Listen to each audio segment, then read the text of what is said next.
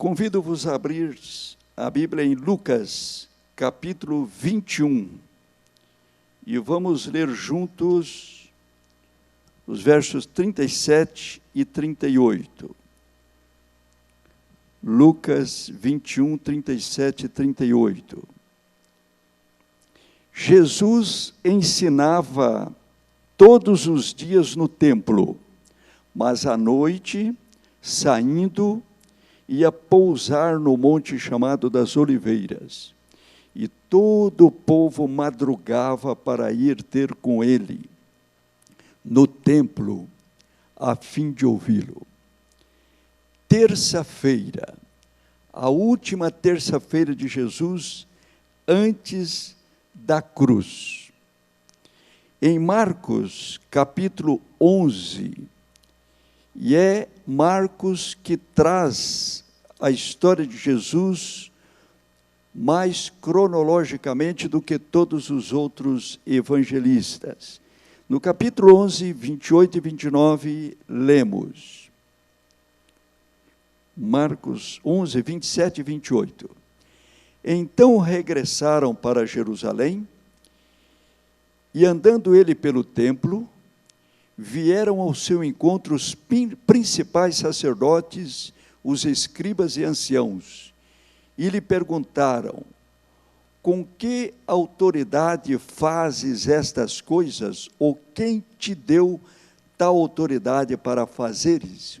O que é que Cristo havia feito? No domingo, a entrada triunfal, extraordinária. Jesus entrou como rei, mas não foi ao palácio de Herodes, ele foi ao seu palácio, o templo. Na segunda-feira, Jesus vai ao templo novamente e expulsa os vendedores e compradores. Depois, Jesus cura a muitas pessoas ali no templo. É a única vez que se menciona Jesus curando pessoas no templo. E agora indagam os principais: com que autoridade fazes isto? Uma entrada espetacular dessa? E um movimento no templo desse? Com que autoridade? Realmente Jesus tem autoridade sobre as forças do mal, sobre todos os poderes. Todos nós estamos muito bem acompanhados com Jesus. Essa terça-feira foi, no que está registrado nos evangelhos, o dia mais cheio. Jesus teve muita atividade. Logo cedo, ao vir ali da região de Betânia, ele e os apóstolos observam aquela figueira que ele havia amaldiçoado no dia anterior. Jesus fez algo estranho, amaldiçoar uma árvore. Ele que sempre disse que veio para abençoar, não para condenar. Era um estranho ato, mas era uma parábola viva. Aquela figueira representava a nação, na qual o Senhor procurava frutos e não encontrava nenhum. Lucas 19 diz que Jesus diariamente ensinava no templo, mas os principais sacerdotes, os escribas e os maiorais do povo procuravam eliminá-lo. Contudo, não atinavam em como fazê-lo, porque todo o povo o ouvia e ficava dominado por ele. 3 grupos se acercaram de Jesus, e esses 3 grupos compunham os escribas, fariseus, os líderes, os príncipes. Quem eram eles? Os herodianos, os fariseus e os saduceus. Então os fariseus chegaram para Jesus e o tentaram armar uma cilada. Se Jesus caísse, os herodianos haveriam de acusá-lo, prendê-lo por rebelião. Então os fariseus perguntaram: é lícito pagar impostos a César? Os fariseus eram contra impostos a César. E os herodianos eram a favor, era um partido que apoiava Herodes Antipas e também o Império Romano. Jesus pediu para ver uma moeda. E Jesus viu ali a imagem e a inscrição de César. E Jesus disse: dai, pois, a César o que é de César e a Deus o que é de Deus. Eles ficaram admirados com essa resposta de Jesus e se retiraram. Queridos, Jesus tem a resposta para nós. Nós podemos ir a Jesus com as nossas perguntas: Senhor, por quê? O Senhor tem a resposta. Ninguém precisa ficar em dúvida. Duvidar não é pecado. Pecado é permanecer na dúvida. Pecado é não buscar respostas para as nossas inquirições.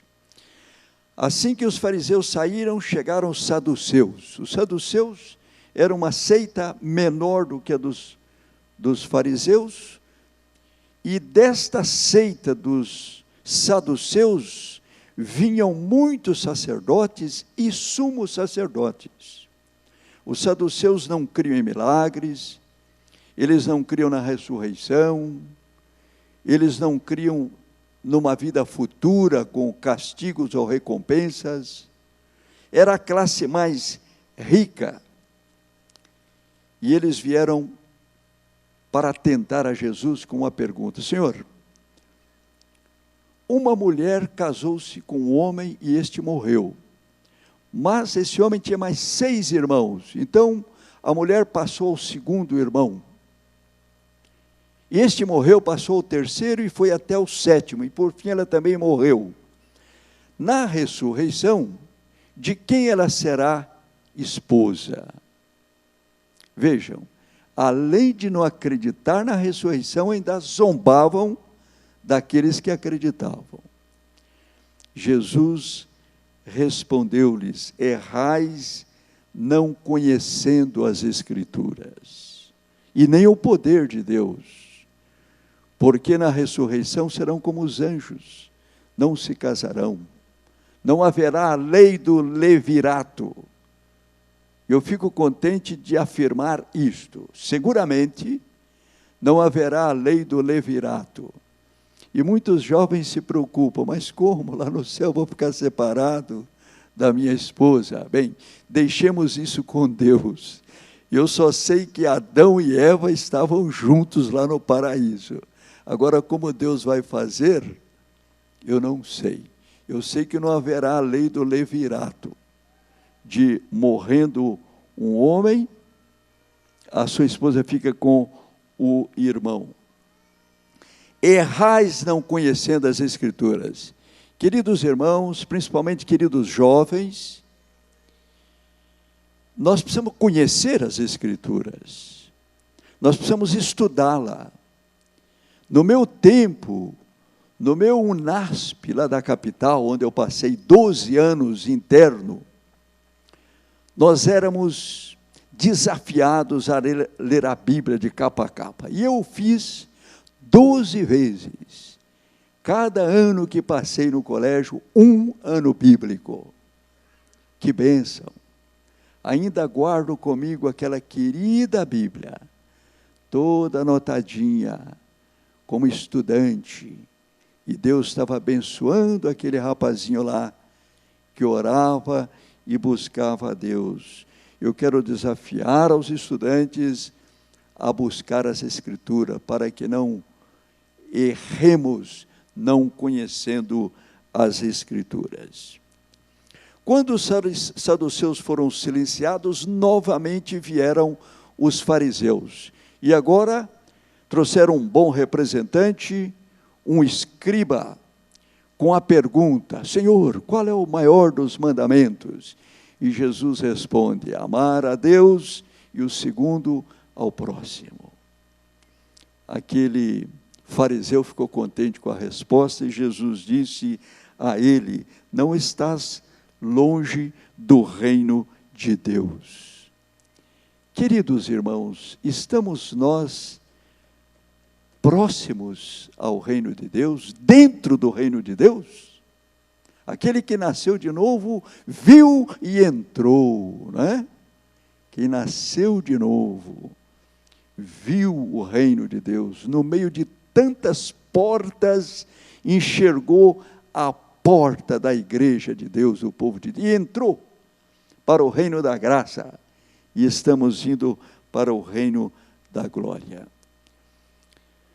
O amor, a lei, amor a Deus, amor ao próximo. Numa palavra, a lei é amor. E as Escrituras diz: farei uma nova aliança, escreverei a minha lei na sua mente e no coração. O que é que Deus quer escrever? Amor. Deus, a lei, se resume no amor. Religião é amor. Amar a Deus sobre todas as coisas. Amar a si próprio no sentido de preservar-se, cuidar-se, e amar ao próximo. Amor. E o amor nunca acaba, o amor não pode ser abolido, e há gente que quer dizer que a lei foi abolida. Que isso? Jamais o amor será abolido. Com Deus no seu reino, paz, amor, esperança. Nesse reino, graça e obediência. A primeira possibilita a segunda, e nós andamos com Deus. E agora é Jesus que faz uma pergunta para herodianos, saduceus e fariseus. E Jesus pergunta: o Cristo é filho de quem? E eles responderam: filho de Davi. Então Jesus diz: como, pois, Davi pelo Espírito chama-lhe Senhor? Se Davi, pois, lhe chama Senhor, como é ele seu filho? Esse era o problema dessa gente. Era não aceitar a divindade de Jesus. Você conhece bem a Jesus? Eu era pastor muitos anos. Eu pregava Jesus corretamente, mas eu não tinha toda a visão de Jesus. E quando eu meditei mais no primeiro capítulo, as primeiras palavras do Evangelho de São João, o Verbo, ele fez tudo. Nada do que foi feito sem ele se fez. Através dele foi feito o universo, Hebreus 1, verso 2. Queridos, Jesus é o seu Criador, é o Criador do planeta Terra. Tudo que aqui existe, Jesus é o Criador. E quando a criatura se afastou, o Criador veio. É um amor imenso. Esse é o nosso Jesus, o nosso Criador, o nosso Salvador, o dono desse planeta, o dono do universo. Hebreus diz, 1, 2, através dele foi feito o universo. Que coisa extraordinária. É claro que estava o Pai e o Espírito Santo, mas eu gosto de pensar, ele é o primogênito da criação, o principal, o líder. Queridos, Jesus, ele, nesse dia, ele teve um debate com esses líderes. Jesus censurou aqueles líderes. Jesus dizia a respeito deles: não os imiteis nas suas obras, porque dizem e não fazem. O povo precisava conhecer o caráter daqueles religiosos, daqueles líderes. Eles gostavam de ser vistos, eles gostavam de ocupar os primeiros lugares, eles gostavam da honrosa saudação. E hoje muita gente gosta de ser chamado reverendo, reverendíssimo, guru, mestre, né? Hoje tem muita gente que gosta desse tratamento. Jesus disse: vós, porém, não sereis chamados mestres, porque um só é o vosso mestre, e vós sois irmãos. No capítulo 23 de São Mateus, todo ele censura os líderes. Ai de vós, escribas e fariseus hipócritas. Jesus mencionou essa frase 8 vezes, hipócritas. 7 vezes, aliás, 8 vezes ele chamou ai de vós, escribas e fariseus. E 7 vezes hipócritas, 5 vezes cegos, e ainda insensatos, serpentes, raça de víboras. Talvez as maiores denúncias foram estas: guias cegos, que coais um mosquito e engolis um camelo. Que perigo a gente querer servir de rega para os outros. Ai de vós, escribas e fariseus hipócritas, porque sois semelhantes a sepulcros caiados, que por fora se mostram belos, mas interiormente estão cheios de ossos de mortos e imundícia. Jesus disse isso tudo sem irritação. Jesus tinha uma postura amorável. Mesmo na cruz, ele demonstrou amor para com seus algozes. Jesus é o exemplo perfeito. A senhora White diz que o seu rosto estampava piedade, querendo salvar alguns deles, e conseguiu. Quando Pedro pregou aquele sermão no Pentecostes, muitos desses aceitaram. 3.000, 5.000, muitos daqueles que estavam no pé da cruz, por quem Jesus orou, dizendo: Pai, perdoa-lhes. Muitos foram perdoados porque aceitaram a Jesus. Se Jesus viesse hoje à televisão, a um jornal, a uma revista de penetração mundial, o que ele diria a respeito de muitos religiosos que se vestem de ovelhas, mas por dentro são lobos roubadores? O Senhor Jesus precisava encerrar o seu ministério mostrando a todos quem eram aqueles líderes. Tinha que desmascará-los, esses falsos religiosos. Enquanto Jesus vivia essa situação, ele observava os doadores. Foi quando ele observou uma pobre viúva, com singeleza, se aproximando do gasofilácio, da caixa de ofertas, e soltando ali 2 moedinhas que tinham o valor de um quadrante. Um quadrante, se você olhar na relação das moedas bíblicas, é o menor valor. Em dólar seria 0,0025. Ou seja, de dólar, 0,0025, um quadrante. Isso correspondia ao nosso centavo em real, menos ainda. E era tudo que ela tinha. Ela colocou tudo. E Jesus disse: essa deu mais, porque os outros deram do que lhe sobejava. Jesus observa as pessoas humildes. Jesus olha o gesto de todos. Ele, mais do que a importância, ele quer ver a quantidade de amor e de sacrifício. Por isso, essa viúva foi um exemplo. Hoje, a obra de Deus é mantida maiormente pelos pobres. Nós não temos muitos ricos entre nós. E são as pequenas doações somadas que vai levando a obra de Deus avante. Ato contínuo, naquela terça-feira, vem agora uma nova situação. Uma delegação vindo da Grécia quis ver ao Senhor Jesus, que estava lá dentro do templo. E então, Jesus sai fora, até o pátio dos gentios. Esse pátio havia sido estendido, tornando-se uma grande praça, quando Antipas, Herodes o Grande, construía o templo. E agora ficou gigante aquela praça.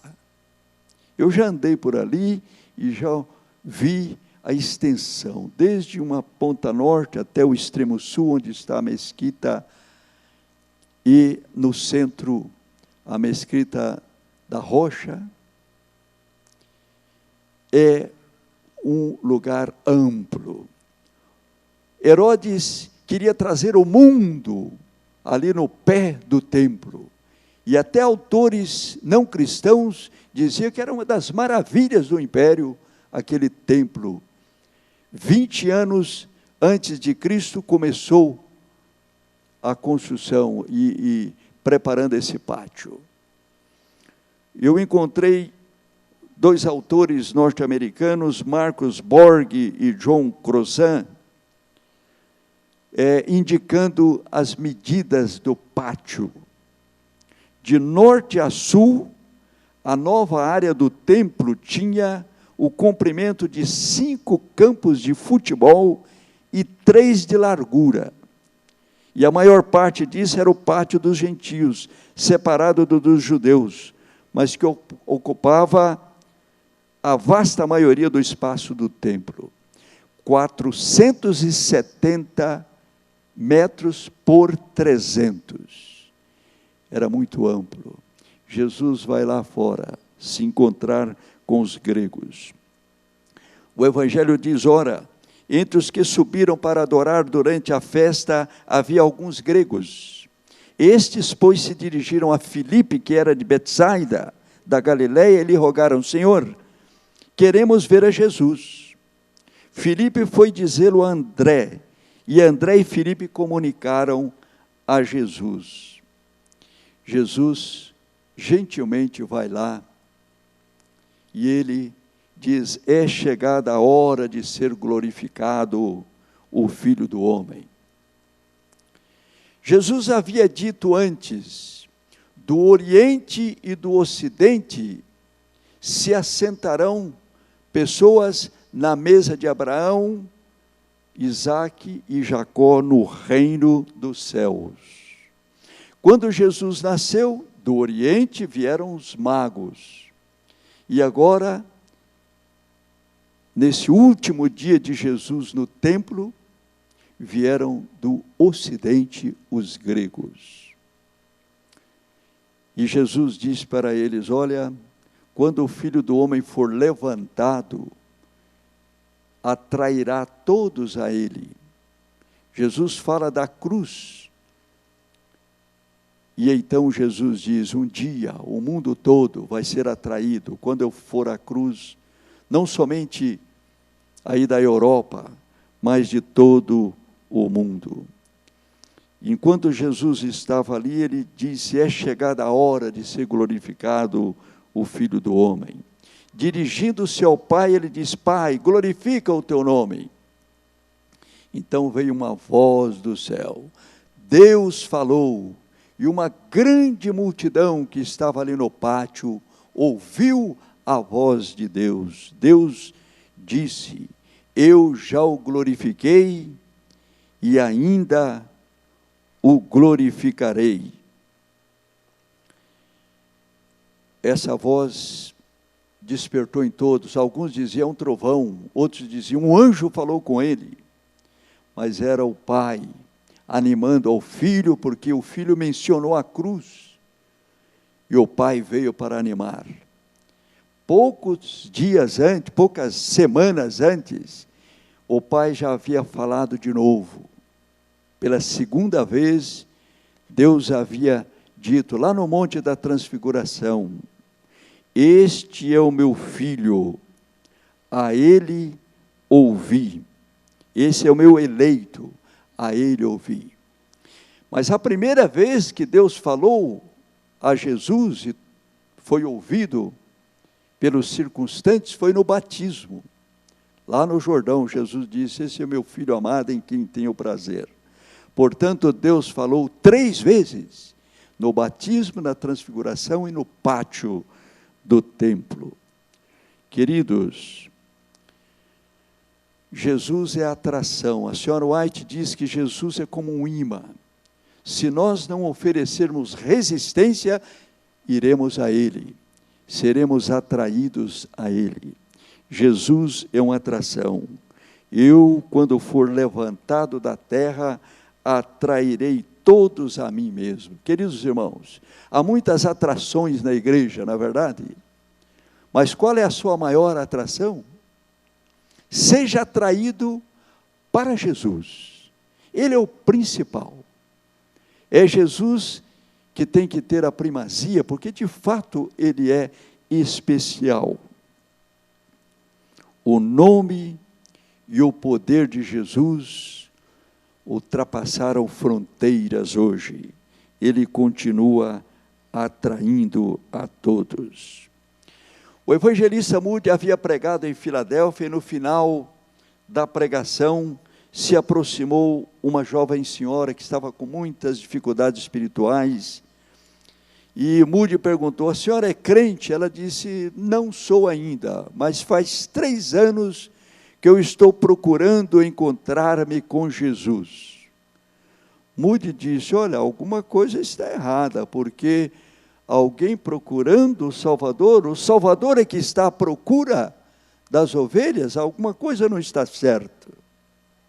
E ela disse: o que é que eu devo fazer?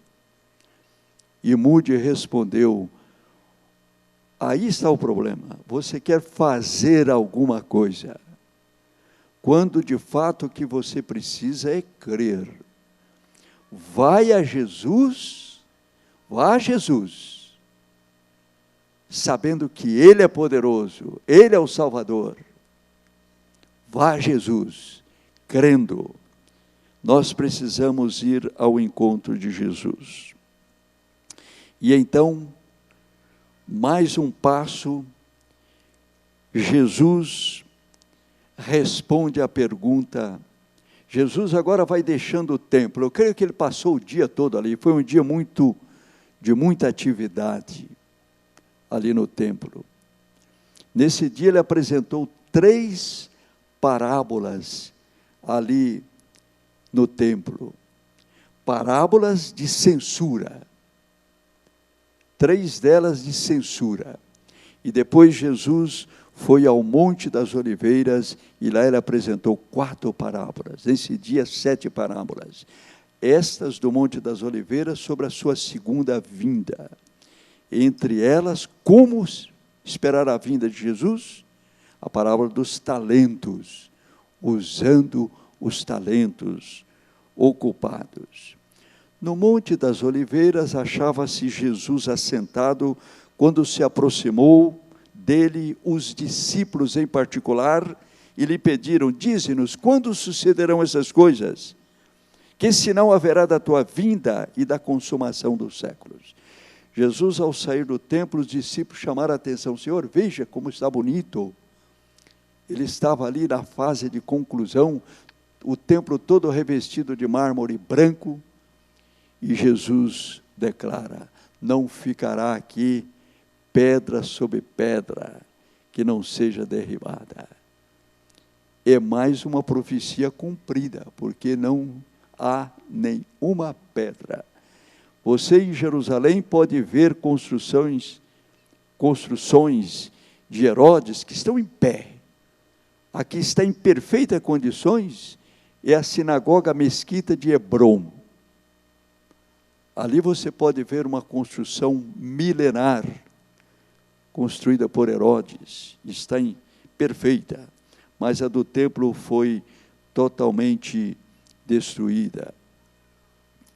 Jesus, então, é arguido por 4 dos seus discípulos, Pedro, Tiago, João e André. Senhor, quando será a tua vinda? Jesus respondeu misturando profecias para a destruição de Jerusalém e do templo no ano 70, com profecias da sua segunda vinda. E ele diz: vede que ninguém vos engane. Virão muitos em meu nome. Queridos, há muitos falsos cristos. Mas você pergunta: pastor, eu só ouço de um lá em Santa Catarina que diz que é o Messias.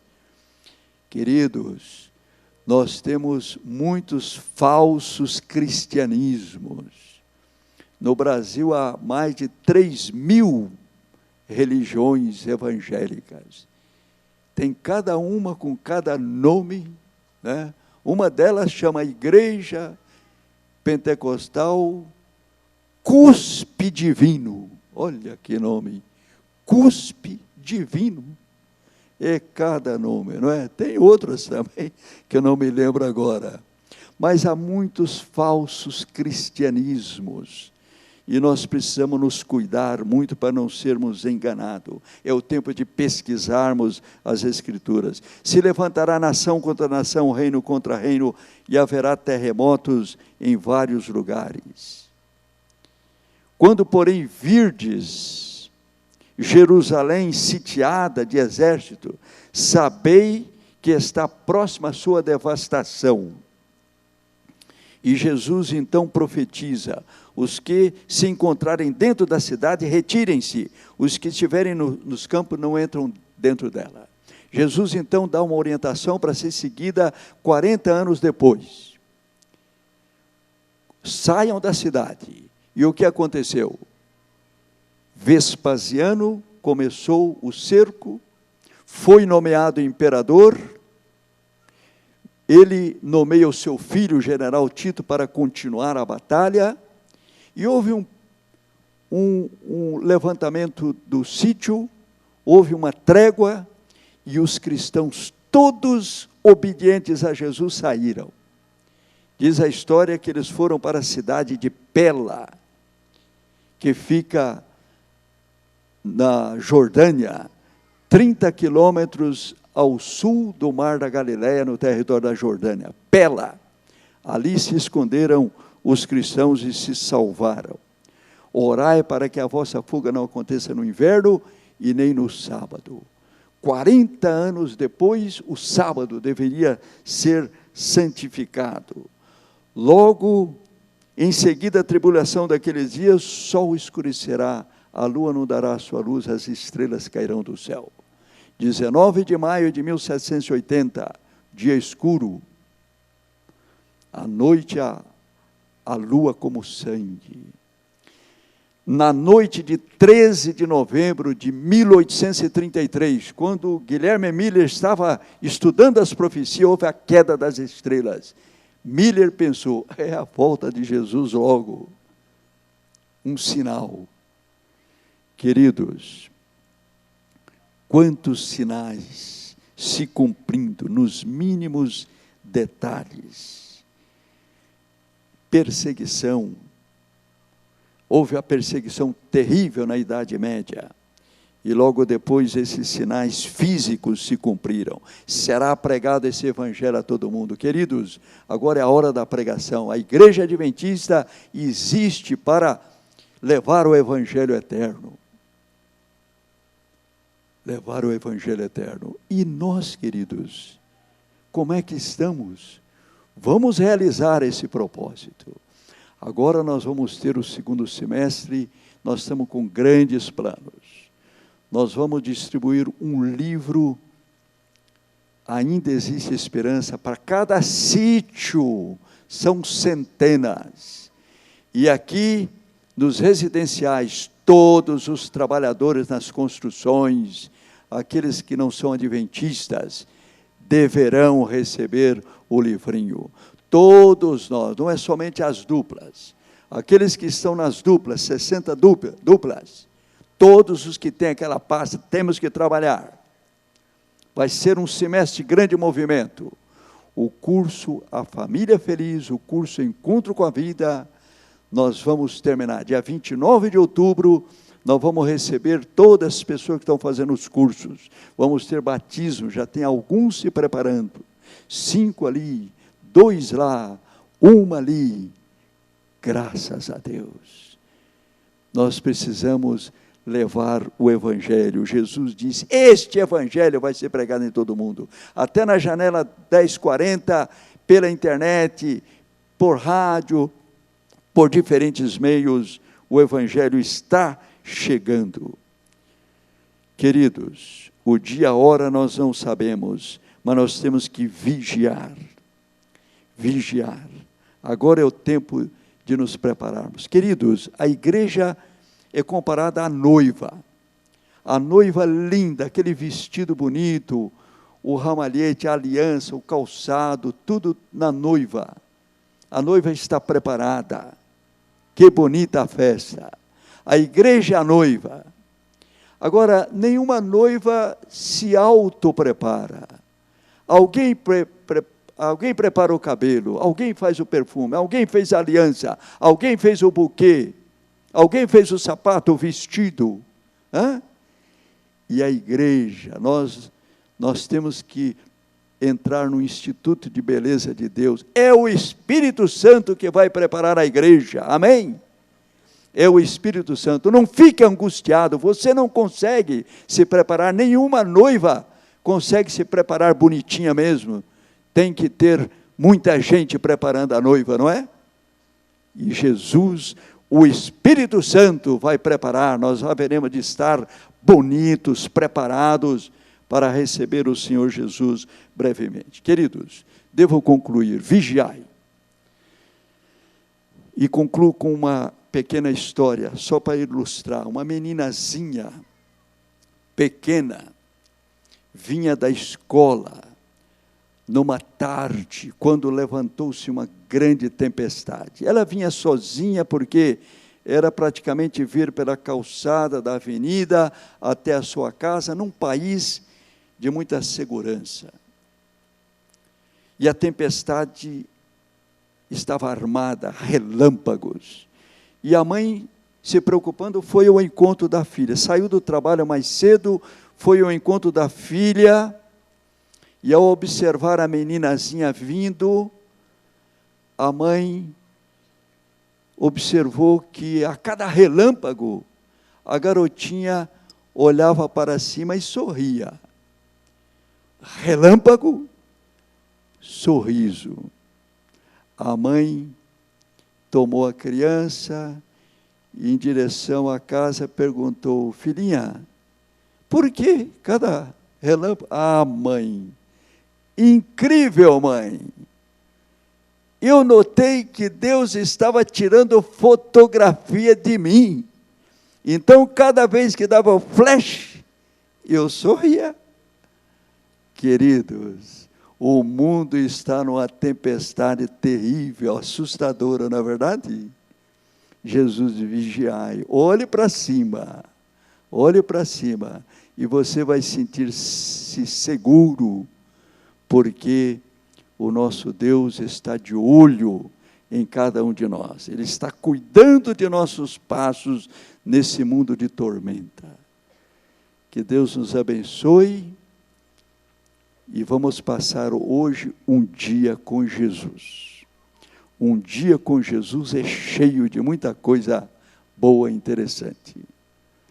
Que Deus nos abençoe nesse sábado.